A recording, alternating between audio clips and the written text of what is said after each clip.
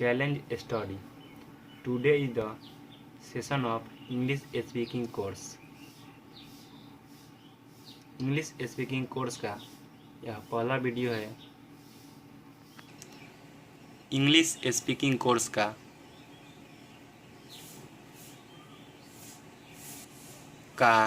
तैयारी बेसिक से करें। Challenge study. You will be boss of English speaking without any tense and any grammatical rule. आज English speaking course का पहला दिन। Well done. वेल डन का मतलब होता है शाबाश। यदि कोई व्यक्ति कोई मूवमेंट को अचीव कर लेता है उस समय आप बोल सकते हैं वेल डन। यदि कोई व्यक्ति कोई काम अच्छी तरह संपन्न कर लेता है उस समय हम लोग बोलते हैं हिंदी में आपने तो कमाल कर दिया। उसे इंग्लिश में बोला जाता है यू आर वंडरफुल। यदि आपका दोस्त आपसे पेन मांगे तो आप कहेंगे बेशक। बेशक तुम ले सकते हो। बेशक को इंग्लिश में कहते हैं ऑफ कोर्स।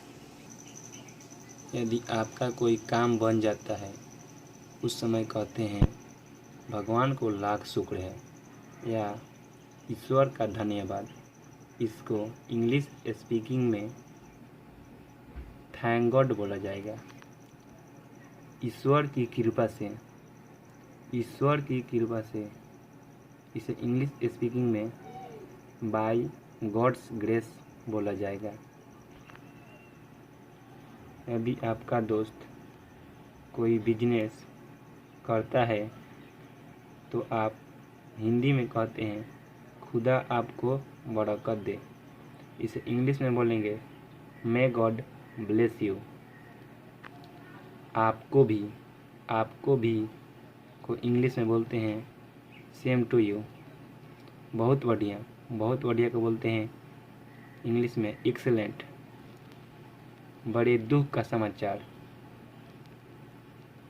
इसको इंग्लिश में बोलते हैं हाउ सैड। यदि आप कोई काम कर रहे हैं और आपके पिताजी बोले जल्दी करो को इंग्लिश में बोलते हैं हरी अप। यदि आप बोलते हैं तुम्हारी इतनी हिम्मत, इसे इंग्लिश में हाउ डेयर यू बोलते हैं। यदि आप कहते हैं तुम्हें ऐसे कहने की हिम्मत कैसे हुई, इसे इंग्लिश में बोलते हैं how dare you say that. कितनी अपमान की बात है, इसे इंग्लिश में बोलते हैं हाउ डिसग्रेसफुल।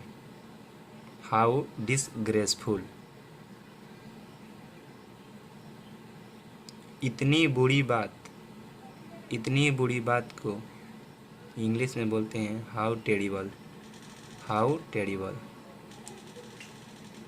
यदि अपना देश भारत कोई मैच जीत जाता है उस समय हम लोग कहते हैं इतनी बड़ी विजय। उसे इंग्लिश में बोलेंगे व्हाट अ ग्रेट विक्ट्री। इस वीडियो में इतना ही। नेक्स्ट वीडियो में और सेंटेंस को देखेंगे।